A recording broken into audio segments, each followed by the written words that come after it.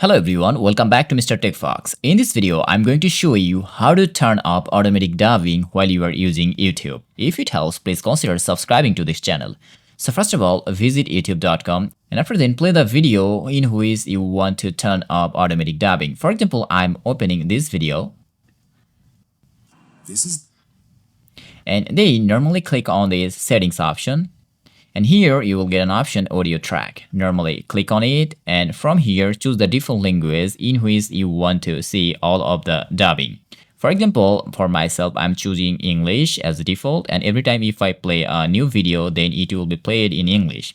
On the other hand, if you want to change the subtitle language, then normally drop down a bit and here you will get an option subtitles or CC. Click on it and from here choose the default subtitle in which you want to see subtitles in your video. So I'm choosing English, and every time if I play a new video, it will be played in English language as dubbing, and also the subtitle will be in English. So that's all about today's video. Thanks for watching. Allah Hafiz.